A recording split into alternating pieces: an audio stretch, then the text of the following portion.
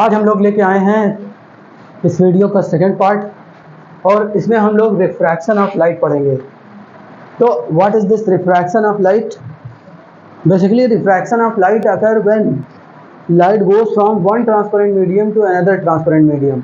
मतलब कहने का ये है कि जब लाइट एक ट्रांसपेरेंट मीडियम से दूसरे ट्रांसपेरेंट मीडियम में जाती है ऑब्लिक्वेंटली, नॉट नॉर्मल, है ना। नॉर्मल जाएगी तो दूसरा कैसे जाता है? तो जब लाइट रे एक मीडियम से, एक ट्रांसपेरेंट मीडियम से दूसरे ट्रांसपेरेंट मीडियम में ऑब्लिक्वेंटली जाती है, मतलब तिरछी जाती है, तो वो अपने रास्ते से डेविएट हो जाती है, अपने रास्ते से हट जाती है।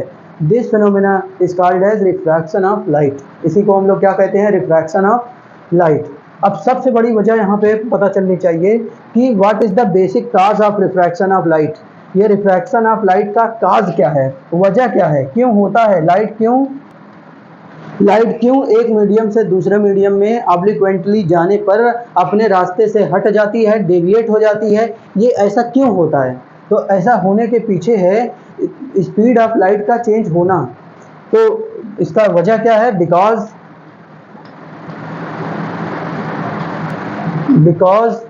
Speed of light changes, speed of light changes. तो speed of light changes in the medium, मतलब जब लाइट एक मीडियम से दूसरे में गई तो स्पीड ऑफ लाइट चेंज हो जाती है। अच्छा, मैक्सिमम स्पीड ऑफ लाइट कितना है? इसे से दिखाते हैं। ये है 3.0 इंटू 10 की पावर 8। तो इतना है, इतना मीटर पर सेकेंड, इतना स्पीड है इसकी, है ना। लेकिन देखिए, ये स्पीड इतना स्पेस में है। ये लाइट की स्पीड मैक्सिमम कहाँ पर है? स्पेस में। अगर हम लोग लाइट की वैसे स्पीड की बात करें नॉर्मली कितना होती है, तो देखिए, एयर में आएगी तो थोड़ा कम हो जाएगी, और वाटर में जाएगी तो 2 इंटू 10 की पावर 8 बन जाता है। ऐसे डायमंड में जाएगी तो और हो जाएगी। तो वो मैटर की या मीडियम की डेंसिटी पर डिपेंड करेगा कि लाइट किस मीडियम में जाएगी तो कितना उसका स्पीड में डिक्रीज होगा, और जितना स्पीड में डिक्रीज होगा उतना ज़्यादा डेविएशन देखने को मिलेगा, है ना। और इसीलिए यहाँ पर बात आती है डेंसर मीडियम और रेयरर मीडियम, और वो भी डेंसर और रेयरर मीडियम। देखिए यहाँ क्या लिखा है, इसको देखते हैं। देखिए, when light travel obliquely from one transparent medium to another transparent medium, it get bend, and this bending of light is called refraction of light। और इसी को हम लोग क्या कहते हैं? रिफ्रैक्शन ऑफ लाइट कहते हैं। ये क्लियरली यहाँ देख सकते हैं, है ना। और when light travel from a rare medium to denser medium, what is this rare medium? ये देखिए, रेयर और ये डेंसर। वैसे यहाँ रेयर और डेंसर डायरेक्टली कहना ठीक नहीं होगा, ऑप्टिकली रेयर और ऑप्टिकली डेंसर। मतलब ये डेंसिटी के हिसाब से, जैसे एयर हल्का होता है, वाटर भारी होता है, वाटर की डेंसिटी ज़्यादा होगी। तो एयर रेयरर मीडियम है और वाटर डेंसर मीडियम है। और इसी तरह से अब देखिए, ये डेंसिटी ऑप्टिकल डेंसिटी पर बेस्ड है, ना कि डेंसिटी पे। एक होती है मास डेंसिटी और एक होती है ऑप्टिकल डेंसिटी। दोनों में डिफरेंस है। There is a mass density और क्या है? मास डेंसिटी और ऑप्टिकल डेंसिटी। तो अब इन दोनों का देखिए, जैसे मास डेंसिटी क्या होता है कि जिसका मास डेंसिटी ज़्यादा होगा, मतलब उसका मास एक वॉल्यूम का मास ज़्यादा होगा। फॉर एग्जांपल, जैसे अगर हम लोग इस बात को, इन दोनों में डिफरेंस है, इस बात को हम लोग क्लियर करते हैं कि एग्जांपल से। एग्जांपल है वाटर और केरोसिन ऑयल। वाटर और केरोसिन ऑयल की अगर डेंसिटी की बात करें, मास डेंसिटी की बात करें, नॉर्मली जिसे डेंसिटी कहते हैं वो क्या है? Mass density. तो अगर इनकी मास डेंसिटी की हम लोग बात करें तो ये मास डेंसिटी केरोसिन ऑयल और वाटर में, तो वाटर की मास डेंसिटी ज़्यादा है और केरोसिन ऑयल की क्या कम है। लेकिन ऑप्टिकल डेंसिटी की बात करें तो वो जस्ट उल्टा इसी का हो जाता है, इसका जस्ट अपोजिट है।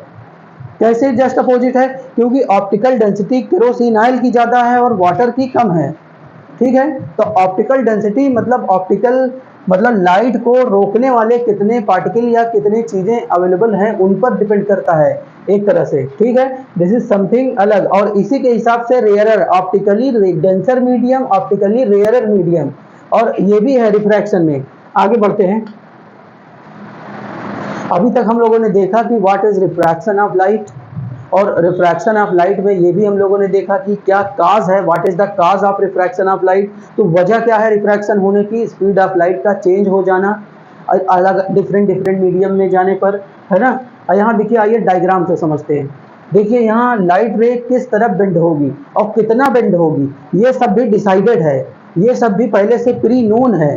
फॉर एग्जाम्पल जैसे ये कह रहे हैं कि अगर लाइट रे रेयरर मीडियम से डेंसर में जाएगी, अगर रेयर से डेंसर में जा रही है तो लाइट रे टूवर्ड्स नॉर्मल, देखिए ये नॉर्मल है, नॉर्मल मतलब perpendicular line any to the surface, any perpendicular line to the surface. तो ये सरफेस है बाउंड्री दोनों मीडियम की और ये नॉर्मल है। और देखिए ये लाइट रे आ रही है, ये लाइट रे क्या दिखा रही है, इंसिडेंट लाइट रे। ये किसको दिखा रहा है, इंसिडेंट रे, ये इंसिडेंट रे को दिखा रहा है। और देखिए ये लाइट रे आ रही थी, इसको ऐसे चले जाना चाहिए था लेकिन नहीं जा पाई, तो फिर ये कैसे जाएगी, ये बेंड हो गई। देखो ये किधर बेंड हुई है, नॉर्मल की तरफ बेंड हुई है ना। तो यहाँ जब रेयर से डेंसर जाते हैं तो उस केस में टुवर्ड्स नॉर्मल, किधर बेंडिंग होती है, टुवर्ड्स नॉर्मल, तो नॉर्मल की तरफ बेंड हो जाते हैं। ये बात क्लियर होनी चाहिए। और कितना बेंड होते हैं वो भी इन दोनों पेयर ऑफ मीडिया की रिफ्रैक्टिव इंडेक्स पर डिपेंड करेगा। कितना बेंड होते हैं वो एक पेयर ऑफ मीडिया के लिए क्या डिफाइन होता है, रिफ्रैक्टिव इंडेक्स। अभी आगे आएगा सेकंड लॉ ऑफ रिफ्रैक्शन से, तो आगे उसको हम लोग अच्छे से डिस्कस कर लेंगे, कोई बात नहीं है। रिफ्रैक्टिव इंडेक्स, तो रिफ्रैक्टिव इंडेक्स पर डिपेंड करेगा। ओके, अब देखिए जैसे ये बात तो हो गई, इसी का जस्ट अपोजिट देखिए, जब डेंसर से रेयरर में जा रही है तो ये इंसिडेंट लाइट रे है, ये आई, इसको जाना चाहिए था, ऐसे ऐसे निकल जाना चाहिए था, लेकिन ये क्या हो गई, ये तो अवे टू द नॉर्मल गई, है ना। देखिए नॉर्मल से दूर हट गई, तो ये क्या हो गई है, अवे, यहाँ डेविएशन कैसा हुआ है, away to the normal, away to the normal, इसका डेविएशन कैसे हुआ है, away to the normal, away to the normal इसका डेविएशन हुआ है। क्लियर बात। अब कितना डेविएशन होगा ये बात किस पर डिपेंड करेगा, रिफ्रैक्टिव इंडेक्स, इसके लिए म्यू सिंबल यूज किया जाता है, ये भी कई सारी चीजों पे डिपेंड करता है, इसको डिटेल में आगे स्टडी करेंगे। और एक बात और, यहाँ जो डेफिनेशन में ऑब्लिक्वेंटली मतलब तिरछी लाइट आ रही है, देखिए ये भी तिरछी लाइट आ रही है, ये भी तिरछी लाइट आ रही है। अब देखिए पेयर ऑफ मीडिया अगर कोई भी हो, फॉर एग्जाम्पल ले लें, यहाँ रेयरर है और यहाँ डेंसर है, यहाँ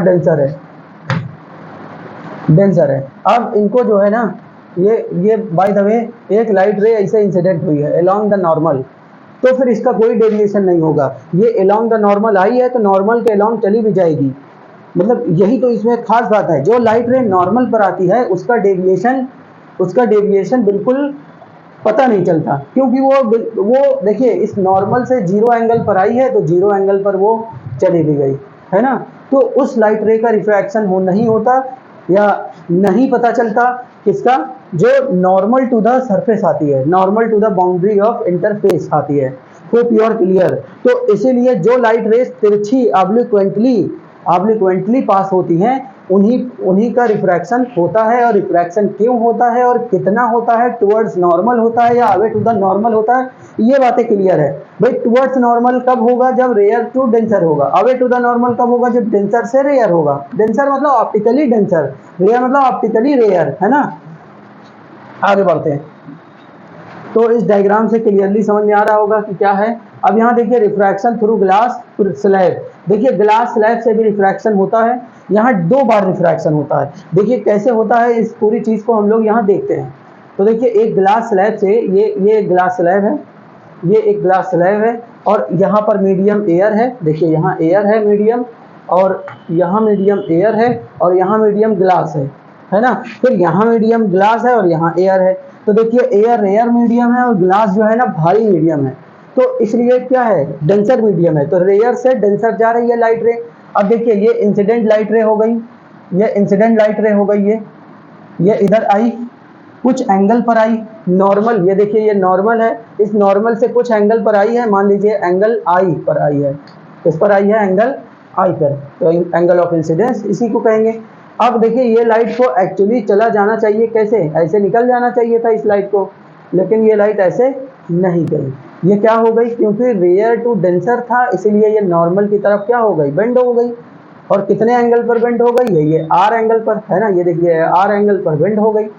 अब ये लाइट यहाँ से बेंड होते होते यहाँ इस इंटरफेस पे पहुंची, अभी यहाँ इस इंटरफेस पे थी, अब ये इस इंटरफेस पे पहुंची, तो इस इंटरफेस पे भी नॉर्मल एक ड्रॉ कर दिया गया, ये एक नॉर्मल ड्रॉ कर दिया गया, एक नॉर्मल ड्रॉ कर दिया गया। और इधर देखो ग्लास और इधर देखो एयर, ग्लास और एयर।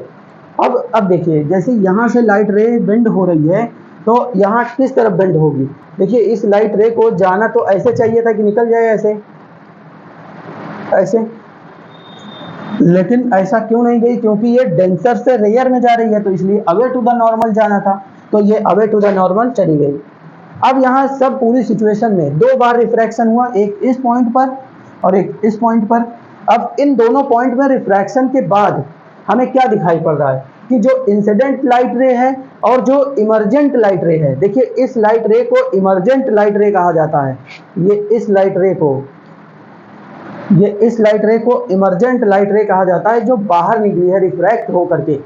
मतलब देखो ये रिफ्रैक्टेड लाइट रे है, ये लाइट रे कैसी है, रिफ्रैक्टेड लाइट रे है। कौन सी लाइट रे है, रिफ्रैक्टेड, और ये इंसिडेंट है ना, तो ये एंगल ऑफ इंसिडेंस हुआ, ये एंगल ऑफ रिफ्रैक्शन हुआ। यहाँ पे भी क्या हुआ, एंगल ऑफ रिफ्रैक्शन, ये R1 है और ये R2 है ना, नॉर्मल से जो एंगल बना है। और ये वाला एंगल जो नॉर्मल से बन रहा है, this is angle E, emergence, angle of emergence. अब यहाँ देखो इंसिडेंट लाइट रे और इमर्जेंट लाइट रे दोनों की डायरेक्शन क्या है, सेम है, दोनों की डायरेक्शन क्या है, सेम है बिल्कुल। हाँ बस इनमें सिर्फ क्या है, थोड़ा सा शिफ्ट देखने को मिल रहा है, क्या मिल रहा है देखने को, शिफ्ट। और इसी को, इस शिफ्ट को ही क्या कहते हैं, लेटरल डिस्प्लेसमेंट या लेटरल शिफ्ट। क्या कहते हैं इसी को, लेटरल डिस्प्लेसमेंट या लेटरल शिफ्ट। तो लेटरल डिस्प्लेसमेंट या लेटरल शिफ्ट कहते हैं इसी को।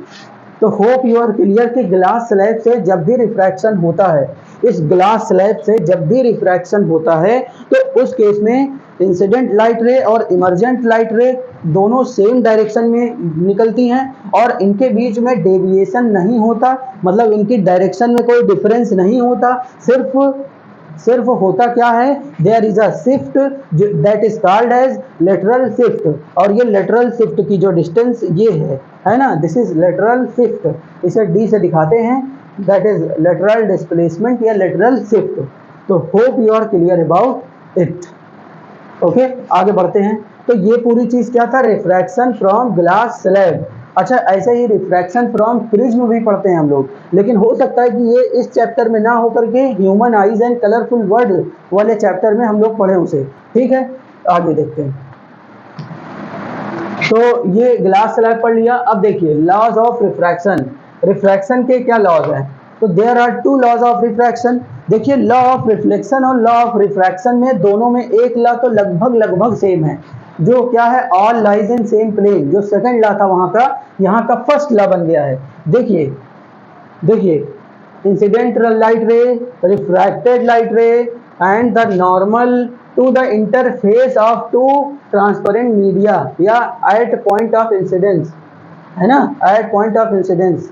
तो क्या क्या है, incident light ray, refracted light ray, normal and point of incidence, all lies in same plane. देखिए all lies in same plane, तो all lies in same plane मतलब सब के सब कहाँ होते हैं, सेम प्लेन में होते हैं। सब के सब कहाँ होते हैं, सेम प्लेन में होते हैं, ये जानना चाहिए हमें। ठीक है, तो ये बिल्कुल उसी की तरह है, मतलब इसको भी हम लोग क्या कहेंगे, all lies in same plane. बस 4 चीज़ों का नाम याद रखना है, incident light ray, refracted light ray, normal at point of incidence, normal at point of incidence, all lies in same plane. Hope you are clear. What is the second law of refraction? तो ये तो हो गया first.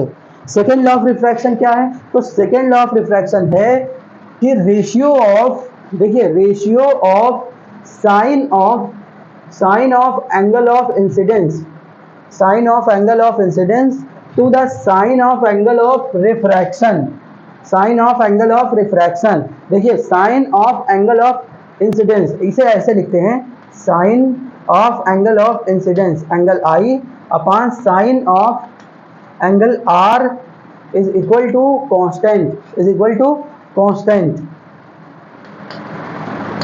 Is equal to constant. और इसी constant को हम लोग रिफ्रैक्टिव इंडेक्स कहते हैं। ये एक प्रोपोर्शनलिटी कांस्टेंट है जो पेयर ऑफ मीडिया पर डिपेंड करता है, और इसे हम लोग क्या कहते हैं, रिफ्रैक्टिव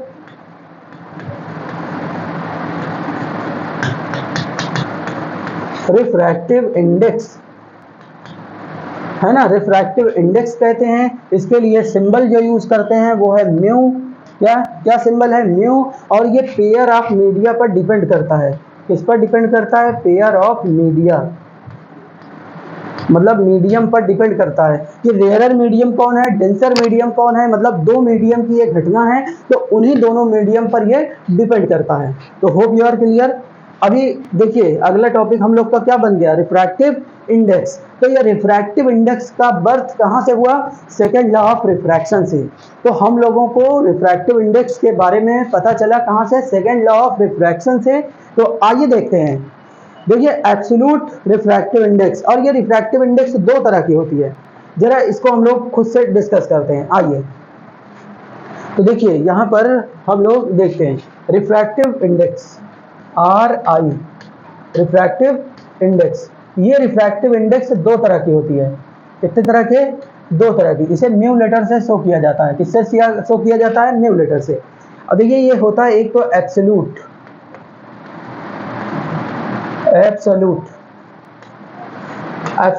रिफ्रैक्टिव इंडेक्स और relative refractive index, relative refractive index. तो एक तो है एब्सोल्यूट रिफ्रैक्टिव इंडेक्स और एक है रिलेटिव रिफ्रैक्टिव इंडेक्स, ठीक है। Absolute refractive index, relative refractive index. देखिए एब्सोल्यूट रिफ्रैक्टिव इंडेक्स किसी मीडियम का refractive index with respect to space, ये क्या होता है, ये किसी मीडियम की refractive index with respect to space. तो मतलब ये दिखाता है refractive index of medium with respect to space, जबकि ये क्या दिखाता है, refractive index of medium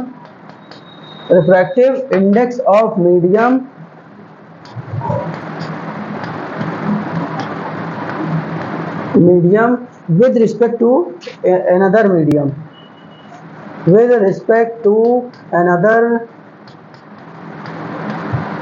medium,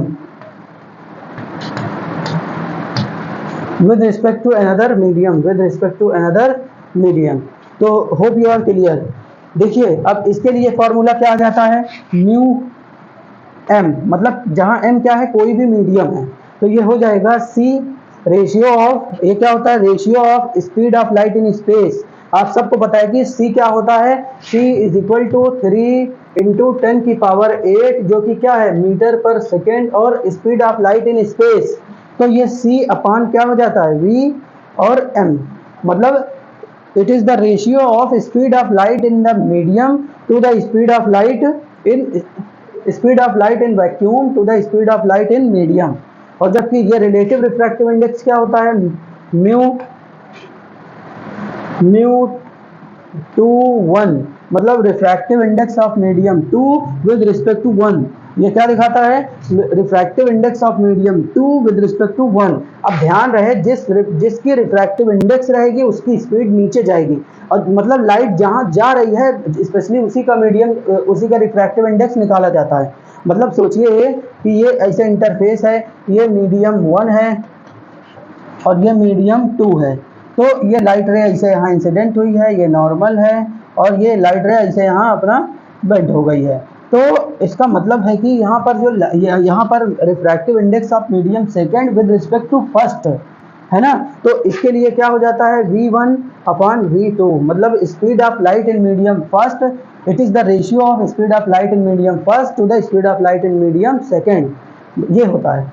तो जब दो मीडियम के रिस्पेक्ट में स्पीड ऑफ लाइट देखी जाती है तब वो क्या होती है, रिलेटिव रिफ्रैक्टिव इंडेक्स। और जब स्पेस के रिस्पेक्ट में किसी मीडियम की, किसी एक पर्टिकुलर मीडियम की निकालना होता है, तो उस केस में हम लोग जो है speed of light in space to the speed of light in medium ratio use करते हैं। ठीक है। अगर कोई कह दे कि इस रिफ्रैक्टिव इंडेक्स की एसआई यूनिट क्या है, एसआई यूनिट, तो एसआई यूनिट है कुछ इसकी, तो आंसर है there is no SI unit, it has no SI unit, मतलब इसकी कोई एसआई यूनिट नहीं होती, इसकी नो यूनिट है ना, because it is a ratio, क्योंकि ये एक क्या है, क्योंकि ये एक रेशियो है, क्योंकि ये एक रेशियो है। Hope you are clear about it. Okay, ऐसे ही आगे देखते हैं क्या factors affecting refractive index, factors affecting refractive index, refractive index किन किन फैक्टर्स पे डिपेंड करता है। तो देखिए refractive index number 1 factor optical density पे डिपेंड करता है। किस पे डिपेंड करता है, ऑप्टिकल डेंसिटी, किस पर डिपेंड करता है, ऑप्टिकल डेंसिटी पर डिपेंड करता है refractive index. Second point, wavelength of light पर,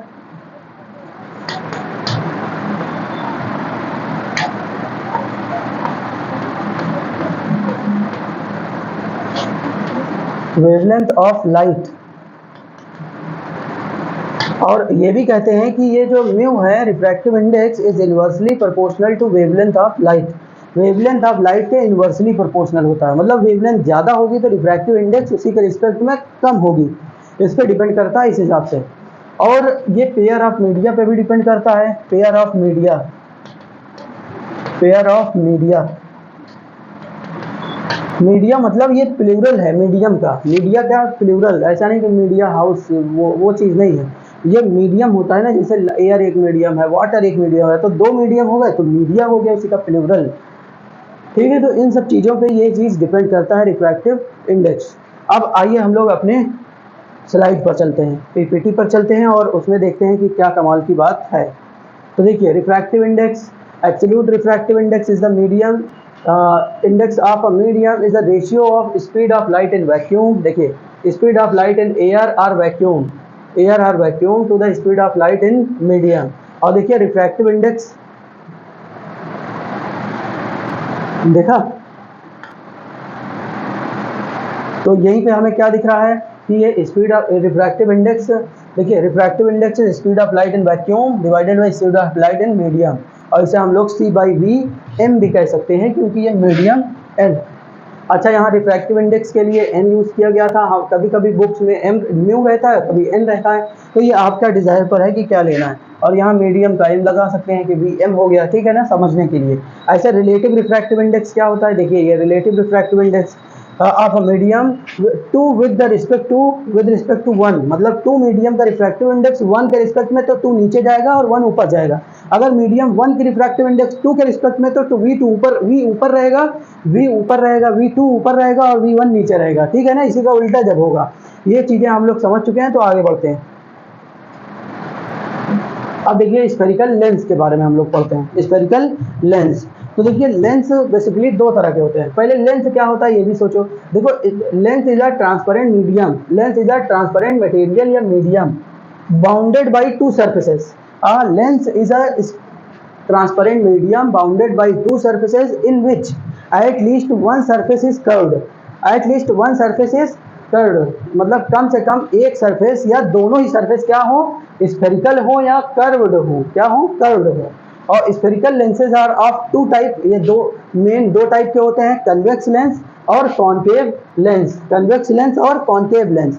देखिए हम प्रॉपर्टी वाइज अगर डिस्कस करें तो देखिए जो कन्वेक्स लेंस है, अभी पहला क्या कन्वेक्स लेंस, ये कन्वेक्स लेंस क्या होता है, इस तरह होता है, इसकी बनावट इस तरह होती है, बीच में मोटा होता है और किनारों पे पतला होता है, which is a lens thicker in the middle and thinner at edges, मतलब बीच में मोटा है और किनारों पर पतला है, इस तरह के लेंस को कन्वेक्स लेंस कहते हैं। और इसकी पूरी की पूरी प्रॉपर्टी कॉनकेव मिरर की तरह होती है, मतलब जस्ट उल्टा रिलेट करना है, जस्ट अपोजिट। अगर मिरर में जो जो प्रॉपर्टीज हम लोगों ने पढ़ी है, जैसे कॉनकेव मिरर के 6 केसेस होते थे इमेज फॉर्मेशन के, तो यहाँ कन्वेक्स लेंस के भी 6 केसेस हमें देखने को मिलेंगे। वही सारे केसेस देखने को मिलेंगे कि जब ऑब्जेक्ट इनफाइनाइट पर होता है तो इमेज फोकस पर और हाईली डिमिनाइज्ड बनता है, रियल बनता है, 5 केसेस में रियल रहता है, एक केस में वर्चुअल रहता है। और जबकि हमारा जो कॉन्केव लेंस है, ये कॉन्केव लेंस, इस कॉन्केव लेंस की प्रॉपर्टी कन्वेक्स मिरर के जैसे दिखेगी हमें, ठीक है। देखो ये लेंस किस तरह होता है, तो इस लेंस को ड्रा करें तो ये ऐसे होता है। अब बीच में पतला होता है और किनारों पे मोटा होता है। The lens is thinner in the middle and thicker at edges. Thinner in the middle and thicker at edges. Edges पर क्या होता है, मोटा होता है। Ray of light parallel to the principal axis after refraction get divert and appears come from a point on principal axis on same side. और देखिए ये एक बात ये भी बता दें, जैसे कॉन्केव मिरर कन्वर्जिंग हुआ करता था, लाइट को मिलाने का काम करता है, तो बिल्कुल वैसे ही ये कन्वेक्स लेंस तो लाइट को मिलाने का काम करता है, ये कन्वर्जिंग डिवाइस की तरह काम करता है। जबकि ये कॉन्केव लेंस डाइवर्जिंग डिवाइस की तरह काम करता है। आगे बढ़ते हैं, देखिए ये एग्जाम्पल, वही बातें यहाँ सामने आ रही हैं जो अभी अभी बताई गई कि देखिए ये कन्वेक्स लेंस है। ये कैसा लेंस है, कन्वेक्स लेंस। तो ये कन्वेक्स लेंस है और ये कॉन्केव लेंस है, कॉन्केव लेंस। तो देखिए कन्वेक्स लेंस में क्या है, पैरेलल लाइट रेज आ रही हैं, ये पैरेलल लाइट रेज आ रही हैं, तो इनका क्या हो रहा है, ये parallel light rays after refraction. देखिए मिरर से क्या हो रहा था, रिफ्लेक्शन, लेंसेज से क्या होगा, रिफ्रैक्शन। तो यहाँ क्या फिनोमेना हो रहा है, रिफ्रैक्शन। मिरर में क्या फिनोमेना हो रहा था, रिफ्लेक्शन। तो वहाँ रिफ्लेक्शन की वजह से इमेज बन रही थी, यहाँ रिफ्रैक्शन की वजह से इमेज बनेगी।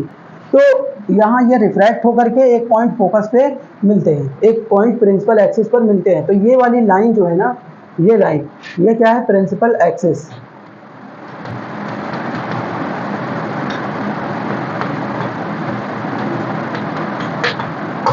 प्रिंसिपल एक्सिस, तो ये कहाँ पर मिलते हैं, प्रिंसिपल एक्सिस पर मिलते हैं, है ना। और इसी पॉइंट को क्या हम कहते हैं, फोकस।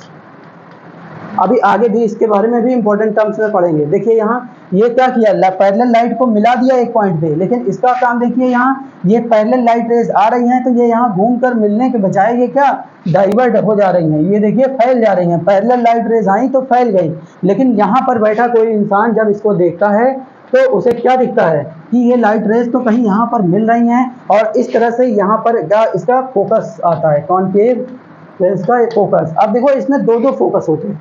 क्यों दो फोकस होते हैं, क्योंकि इनके दो सरफेसेस हैं। मिरर में क्या था, एक रिफ्लेक्टिंग सरफेस था, इसमें दो रिफ्रैक्टिंग सरफेस हैं। चाहे तो इधर से लाइट रे रिफ्रैक्ट हो जाए, चाहे तो इधर से लाइट रे रिफ्रैक्ट हो जाए, इसीलिए एक फोकस इधर होता है, एक फोकस इधर होता है। उसमें भी देखो दो सरफेस है, एक इधर एक इधर, तो इसलिए चाहे इधर फोकस हो जाए, रिफ्रैक्शन हो, चाहे उधर से हो, तो इसीलिए जो है ना यहाँ दो फोकस होते हैं, दो सेंटर होते हैं, है ना। और यहाँ पोल की जगह होता है, इसका जो मिड पॉइंट होता है वो होता है ऑप्टिकल सेंटर। क्या होता है यहाँ, ऑप्टिकल सेंटर। अभी इन्हीं चीजों को हम लोग डिटेल में पढ़ेंगे। अब आगे देखते हैं, रिफ्रैक्शन बाय स्फेरिकल लेंसेज। देखिए स्फेरिकल लेंसेज से जब रिफ्रैक्शन होता है तो किस तरह से लाइट रेज जाती हैं, कहाँ से आने पर लाइट रे किस जगह से जाती हैं। अगर by the way light rays मान लीजिए पैरेलल आ रही है, तो यहाँ बता दें कि यहाँ रूल्स फॉर इमेज फॉर्मेशन यही है। और ये रूल्स फॉर इमेज फॉर्मेशन कितने हैं, यहाँ पर 3 रूल्स हैं। तो रूल्स फॉर इमेज फॉर्मेशन, तो रूल्स फॉर इमेज फॉर्मेशन, तो यहाँ रूल्स फॉर इमेज फॉर्मेशन देखेंगे तो there are 3 rules for image formation. पहला रूल है कि जब light ray parallel to the principal axis आती है, देखिए ये F1 2F, 2F मतलब C है, ये C1 है, ये क्या F1 है, ये F2 है, ये C2 है, ऐसे ये C1 है और ये C2 है। मतलब फोकस को हम लोग 2F भी कहते हैं, क्योंकि उसी का जस्ट डबल होता है, इतना तो सबको सेंस है ही, है ना। अब इस हिसाब से देखिए, जब पैरेलल लाइट रे आती है, प्रिंसिपल एक्सिस के पैरेलल लाइट रे आएगी तो कहाँ से जाएगी, फोकस से। ऐसा हम लोग कॉन्केव मिरर और मिरर में भी पढ़ा था, कन्वेक्स मिरर में भी पढ़ा था। तो देखिए पैरेलल लाइट रे आई, फोकस से चली गई, ये इस तरह से लाइट रे आई, रिफ्रैक्ट होकर के कहाँ से गई, फोकस से। तो पैरेलल आएगी तो फोकस से जाएगी, फोकस से आएगी तो पैरेलल जाएगी। ये 2 रूल तो यही हो गया। और तीसरा रूल बताएं, बहुत ही सिंपल तीसरा रूल है कि अगर कोई लाइट रे ऑप्टिकल सेंटर से आ रही है, यहाँ से ये ऐसे, तो जैसे आ रही है वैसे चलती चली जाएगी, उसको कोई रोकेगा टोकेगा नहीं। मतलब वो वही केस है जब नॉर्मल होती है लाइट रे, मतलब रिफ्रैक्शन का केस बताया नहीं कि अगर नॉर्मल लाइट रे आती है तो वो क्या होती है, बिना अनडेविएटेड चली जाती है, उसका कोई रिफ्रैक्शन नहीं होता। तो वही सीन यहाँ पर देखने को मिल रहा है। क्लियर? तो पहला रूल हम लोगों ने देख लिया कि पैरेलल लाइट रे आएगी तो फोकस पे जाएगी, है ना। अब दूसरा देखिए, in the concave lens of रे पासिंग थ्रू द फोकस, देखिए फोकस से आ रही है अगर लाइट रे तो क्या हो जाएगी, पैरेलल हो जाएगी। ये देखिए फोकस की तरफ डायरेक्टेड आई है तो क्या हो गई, पैरेलल हो गई, है ना, क्योंकि यहाँ तो ऐसे जाने का कोई मतलब नहीं बनेगा। लाइट रे फोकस पे डायरेक्टेड आई है तो क्या हो गई, पैरेलल हो गई। ये सीन है, ठीक है। तो ये भी हम लोग पढ़ चुके, ये भी पढ़ चुके। तीसरा अभी बता रहे थे कि अगर लाइट रे ऑप्टिकल सेंटर से आ रही है तो कहाँ जाएगी, वैसे के वैसे पास हो जाएगी। ये नॉर्मल वाली घटना है। मतलब जब लाइट रे, देखिए ये लाइट रे अगर ऐसे पास होती है तब नॉर्मल को देखा जाता है और नॉर्मल के हिसाब से क्या हो जाती है, बेंड हो जाती है। लेकिन अगर ये खुद ही नॉर्मल के अलॉन्ग आए तो क्या होगा, जैसे आई है वैसे पास हो जाती है ना। वही ये नॉर्मल वाली घटना यहाँ देखने को मिल रही है। तो there are 3 rules for image formation. पहला रूल, पैरेलल लाइट रे आएगी तो कहाँ से जाएगी, फोकस, और फोकस से आएगी लाइट रे तो कहाँ जाएगी, पैरेलल। और अगर ऑप्टिकल सेंटर से आई तो कहाँ जाएगी, ऑप्टिकल सेंटर से आएगी तो कहाँ से जाएगी, जैसे आई है वैसे ही जाएगी, कोई उसे रोके होकेगा नहीं। It is the case of normal. आगे बढ़ते हैं, image formation by convex lens. अब बताइए कन्वेक्स लेंस किसकी तरह है, कॉन्केव मिरर। अब कॉन्केव मिरर में कितने केस होते थे, 6। तो इसीलिए यहाँ भी कितने केस होंगे, यहाँ भी केसेस कितने हैं, 6। और उन सभी केसेस में 5 में तो रियल इमेज बनेगा और 1 में क्या बनेगा, वर्चुअल इमेज। 5 में रियल इमेज, 1 में क्या बनेगा, वर्चुअल इमेज। वर्चुअल इमेज कब बनेगा, जब object is very close to the lens. जैसे वहां very close to the mirror था तब virtual image back side of the lens बनता था। लेकिन यहाँ यही चीज थोड़ा सा अपोजिट है। जैसे यहाँ देखिए मिरर में हम लोगों ने क्या देखा था कि जब रियल इमेज बनता था तो सेम साइड बनता था और वर्चुअल इमेज अपोजिट साइड बनता था, है ना। लेकिन यहाँ क्या है कि जब रियल इमेज बनेगा तो अपोजिट साइड बनेगा और वर्चुअल इमेज बनेगा तो सेम साइड बनेगा। जस्ट अपोजिट है, मतलब वो भी अपोजिट ये भी अपोजिट। ओके, तो अगर जिन जिन लोगों ने बढ़िया से कायदे से मिरर को पढ़ा है तो इमेज फॉर्मेशन के लिए हमें और ज़्यादा तकने की ज़रूरत नहीं है, समझने की ज़रूरत नहीं है। बस हाँ एक बार सरसरी देखने की ज़रूरत है कि हाँ क्या सच में ये कोरिलेट हो रहा है कि नहीं। अब पहला केस देखिए, जब लाइट रे क्या कह रहे हैं, when object is eight infinite. Object कहाँ पर है, इनफाइनाइट पर है। ऑब्जेक्ट इनफाइनाइट पर है। इमेज यहाँ टोटल केस कितने हो रहे हैं, टोटल केस 6 हो रहे हैं। 5 में रियल बन रहा है और 1 में वर्चुअल बन रहा है। ये फर्स्ट केस है, ये पहला केस है। पहले केस में क्या देख रहे हैं, ऑब्जेक्ट इनफाइनाइट पे है तो जितनी लाइट रेज आएंगी वो क्या होगी, parallel to the principal axis आएंगी। और ये आफ्टर रिफ्रैक्शन कहाँ पर मिलेंगी, फोकस पर। और यहीं पर फोकस पर क्या बन जाएगा, इसका इमेज। और ये इमेज कैसा बनेगा, इमेज ये रियल बनेगा और इन्वर्टेड बनेगा और हाईली डिमिनाइज्ड बनेगा। क्या बनेगा, हाईली डिमिनिश्ड। तो इमेज हाईली डिमिनिश्ड बनेगा। Hope you are clear. आगे बढ़ते हैं। दूसरा, when object is beyond 2f, मतलब सेंटर से और इनफाइनाइट के बीच में होगा। यह सेंटर हो गया,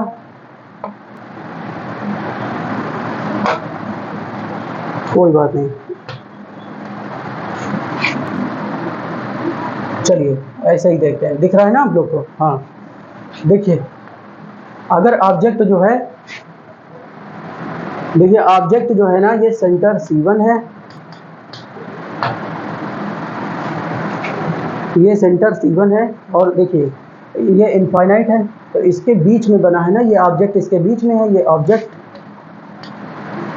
तब इमेज कहाँ बनेगी, तो इमेज F और C के बीच में बनेगी, F और C के बीच में। ये इमेज यहाँ बन गई है, इमेज।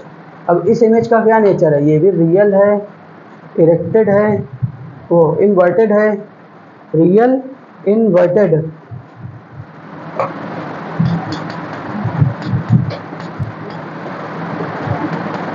इन्वर्टेड और डिमिनाइज्ड डिमिनिश्ड क्या है, रियल इमेज क्या है, रियल इन्वर्टेड डिमिनिश्ड। देखो ऑब्जेक्ट इतना बड़ा है, इमेज क्या है उससे छोटा है तो डिमिनिश्ड बना है। Hope you are clear. ये सेकंड केस रहा। कौन सा केस है, सेकंड केस। आइए आगे बढ़ते हैं, तो थर्ड केस पर आते हैं। देखिए third case, when the object is at 2f the image is formed at 2f और it is the same size as the object and real and inverted. मतलब ये सेम साइज का बन रहा है और रियल और इन्वर्टेड बन रहा है। देखिए ये कब का केस है, जब ऑब्जेक्ट C पर है, C1 पर है तो यहाँ C2 पर बन रहा है। मतलब जब सेंटर पर ऑब्जेक्ट रहता है तो सेंटर पे भी इमेज ही बनती है।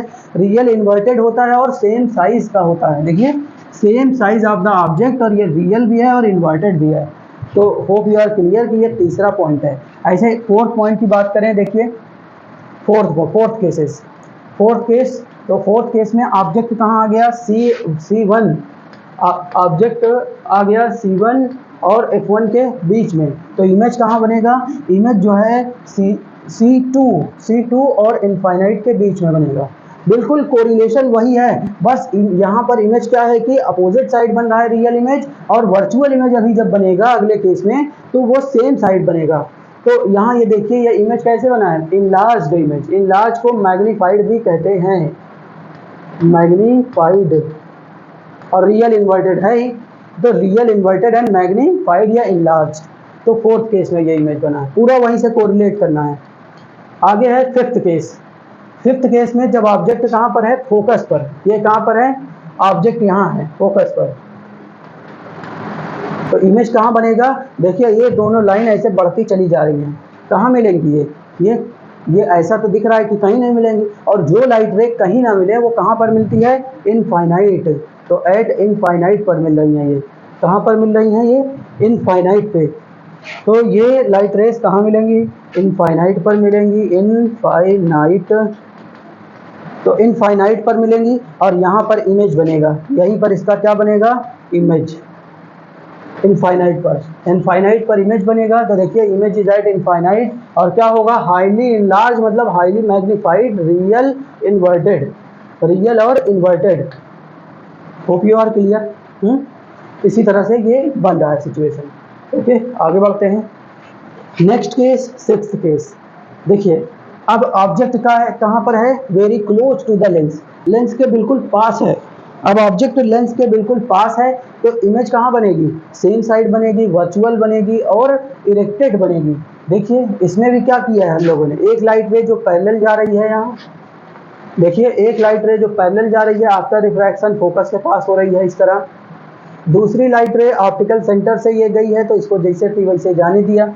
ये कहीं मिलती हुई दिखाई दे रही हैं अगर आगे इसे बढ़ाया जाए तो, नहीं, और ना पैरेलल भी नहीं है। पैरेलल नहीं है इसका मतलब ये कहीं इनफाइनाइट पे भी नहीं मिल रही हैं। इसका मतलब अगर कोई यहाँ से देखेगा तो उसे क्या दिखेगा, उसे दिखेगा कि ये लोग कहीं पीछे बढ़ाने पर क्या हो रही हैं, कट रही हैं, और जहाँ पर इसका इमेज बना। और आप सबको पता ही है कि वर्चुअल इमेज को डॉटेड में दिखाना है, इसीलिए यहाँ देखिए ये डॉटेड लाइन ये दिख रही है क्लियरली। तो ये इमेज यहाँ पे बन गया, और ये इमेज का नेचर क्या है यहाँ से देखते हैं। ये इमेज कैसी है, इनलार्ज्ड है मतलब मैग्नीफाइड है, वर्चुअल है और इरेक्टेड है। इनलार्ज्ड, मैग्नीफाइड, वर्चुअल और इरेक्टेड। तो यहाँ हम लोगों ने क्या बात किया था कि यहाँ पे भी 6 केसेस होते हैं, 5 केसेस में रियल है और 1 केस में वर्चुअल है, और ये वही केस है जहाँ पर ऑब्जेक्ट ये इमेज क्या है, वर्चुअल है। तो hope you are clear. Okay आगे बढ़ते हैं। देखिए अब क्या है, image formed by concave lens. Concave lens से इमेज कैसे बन रही है, देखिए image formed by concave lens. तो image formed by concave lens में क्या देखने को मिल रहा है, तो यहाँ पर सिर्फ 2 ही केस होते हैं, क्योंकि कॉनकेव लेंस कन्वेक्स मिरर की तरह काम करता है। कॉनकेव लेंस किसकी तरह काम करता है, कन्वेक्स मिरर। और यहाँ केसेस कितने होते हैं, यहाँ केसेस कितने होंगे, यहाँ सिर्फ केसेस होंगे कितने, 2। यहाँ सिर्फ 2 केसेस होंगे। एक केस होगा जब ऑब्जेक्ट कहाँ पर है, पहला केस क्या है, जब ऑब्जेक्ट कहाँ पर है, इनफाइनाइट पे। ये ऑब्जेक्ट कहाँ पर है, इनफाइनाइट पे। तो ये बात तो क्लियर है कि जब ऑब्जेक्ट इनफाइनाइट पे होता है तो सारी पैरेलल लाइट रेज आती हैं और वो रिफ्रैक्ट होकर के ऐसी मिलती हुई दिखाई देंगी। इसमें तो मिलेंगी भी नहीं, क्योंकि ये मिलाने वाला लेंस तो है ही नहीं। पैरेलल लाइट रेज को मिलाता है? नहीं मिलाता है। तो फिर इमेज कहाँ बनेगा? यहाँ फोकस पर, यहाँ इमेज बन जाएगा और इमेज बनेगा। इमेज का नेचर क्या रहना चाहिए? Highly diminished. देखिए, हाईली डिमिनिश्ड वर्चुअल और इरेक्टेड, हाईली डिमिनिश्ड वर्चुअल और इरेक्टेड इमेज रहेगा। ओके। अब अगर देखिए सेकंड केस की बात करें कि अब कह रहे हैं कि ऑब्जेक्ट इनफाइनाइट और लेंस के बीच में कहीं पे भी बन जाए, इनफाइनाइट और लेंस के बीच में कहीं पे भी ऑब्जेक्ट रहे। तो जैसे ऑब्जेक्ट यहाँ हुआ, यहाँ हुआ, जितना क्लोज ये ऑब्जेक्ट लेंस के रहेगा, इमेज भी उतना ही पास होता जाएगा। इमेज भी कहाँ रहेगा? लेंस, फोकस और लेंस के बीच में ही रहेगा।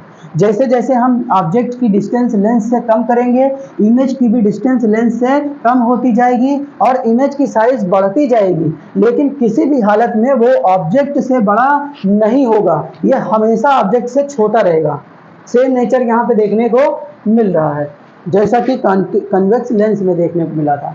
अब देखिए नेक्स्ट केस। अब ऑब्जेक्ट क्या है? लेंस और इसके बीच में आ गया है, लेंस और इनफाइनाइट के बीच में आ गया। इनफाइनाइट यहाँ है, ये लेंस और इनफाइनाइट के बीच में आ गया। एक लाइट रे जो पैरेलल थी, आफ्टर रिफ्रैक्शन कैसे जा रही है? लग रहा है कि ये कहाँ से जा रही है? फोकस से। लग रहा है इसे कि पीछे बैक ट्रेस करने पर क्या लग रहा है कि ये फोकस से जा रही है। एक लाइट रे जो ऑप्टिकल सेंटर से जा रही है वो क्या वैसे ही निकल गई, लेकिन इनको भी पीछे मिलाया गया, यहाँ इसको भी पीछे बढ़ाया गया, तो क्या हुआ? ये दोनों यहाँ कट रही हैं, तो यहाँ इसका वर्चुअल इमेज बन गया फोकस और ऑप्टिकल सेंटर के बीच में, फोकस और ऑप्टिकल सेंटर के बीच में बन गया इमेज। ओके। तो यहाँ पर इसका इमेज बन रहा है, यहाँ पर इसका इमेज बन रहा है और उस इमेज को हम लोग देख सकते हैं। उसका नेचर क्या है? डिमिनाइज्ड है, वर्चुअल है और इरेक्ट है। Hope you are clear. आगे बढ़ते हैं। Sign convention. साइन कन्वेंशन बिल्कुल उसी की तरह है, इस चीज़ को देखते हैं। इसके लिए साइन कन्वेंशन बिल्कुल कोऑर्डिनेट सिस्टम की तरह है। जैसे लेंस मिरर में पोल जो है ना ओरिजिन की तरह बिहेव कर रहा था, तो यहाँ पर ये ऑप्टिकल सेंटर, यहाँ पर ये ऑप्टिकल सेंटर, यहाँ पर ये ऑप्टिकल सेंटर किसकी तरह बिहेव करेगा? ओरिजिन की तरह बिहेव करेगा। Every distance is measured from pole या ऑप्टिकल सेंटर। हर एक डिस्टेंस पोल से मेजर की जाएगी। लाइट की डायरेक्शन को पॉजिटिव मानी जाती है, इसलिए इधर की डिस्टेंस क्या हो गई? इधर की डिस्टेंस हो गई निगेटिव और इधर की डिस्टेंस हो गई क्या? पॉजिटिव। मतलब इधर की पूरी निगेटिव हुई है और ऊपर की डिस्टेंस क्या हो गई? पॉजिटिव और नीचे की डिस्टेंस क्या हो गई? निगेटिव। इस हिसाब से रियल इमेज क्या हो गया? रियल इमेज हमेशा निगेटिव रहेगा।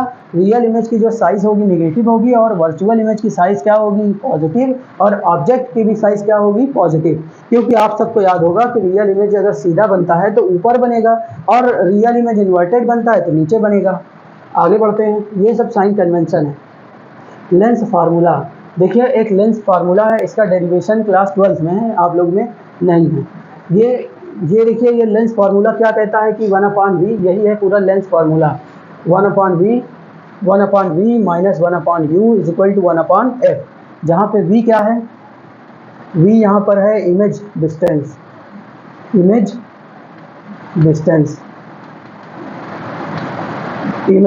और u क्या है? Object distance.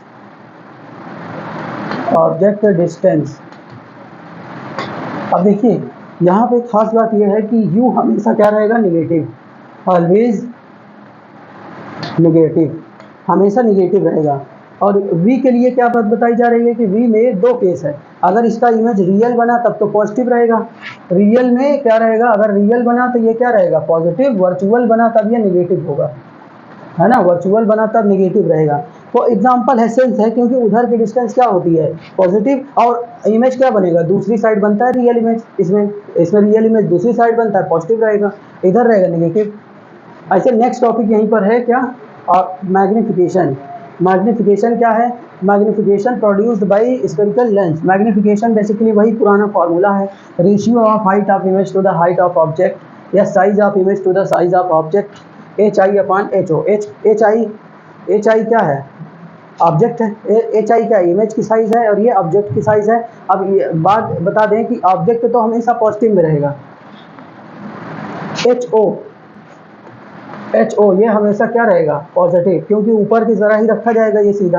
HI देखिए, अगर ये वर्चुअल है तब तो ये पॉजिटिव होगा, और अगर मान लो रियल है तब निगेटिव होगा। ये सब सीन इसमें देखने को मिलेगा। और यही फार्मूला इस तरह भी लिखा जा सकता है, magnification m is equal to, ये पूरा रहेगा। और m के लिए क्या कह सकते हैं हम लोग कि जो मैग्नीफिकेशन m है, मैग्नीफिकेशन m रहेगा रियल इमेज के लिए निगेटिव, और वर्चुअल के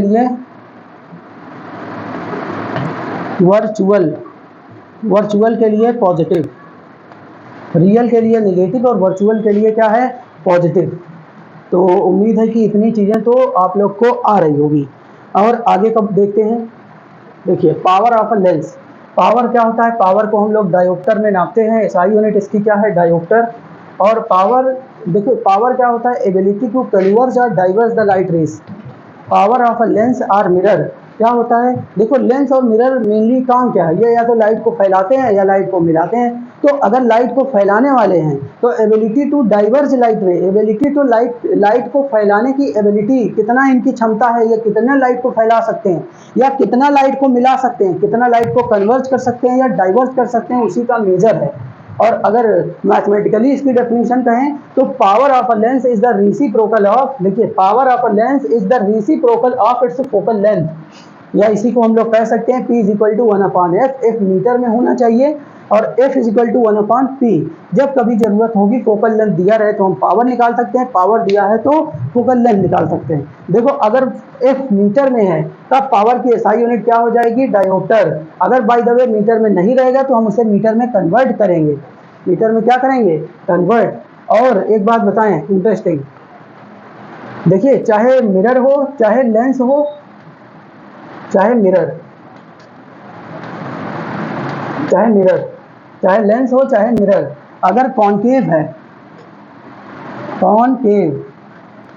कॉन्केव है तो इसके साथ निगेटिव वर्ड जुड़ा हुआ है, इसकी फोकल लेंथ निगेटिव होगी, इसकी पावर भी निगेटिव होगी।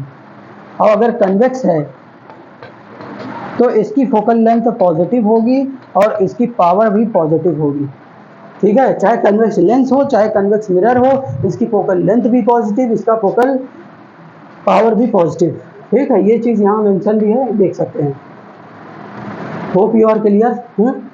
ओके, तो यही सारी चीज़ें हैं इसमें, और इस चैप्टर में यहीं से ये चैप्टर का एंड होता है। अब एक अलग से वीडियो ले आकर के इस पूरे चैप्टर का न्यूमेरिकल और इम्पोर्टेंट क्वेश्चन आंसर को हम लोग देखेंगे। ठीक है, और वीडियो बस कल की डेट में पोस्ट हो जाएगा। Hope you are clear, thank you.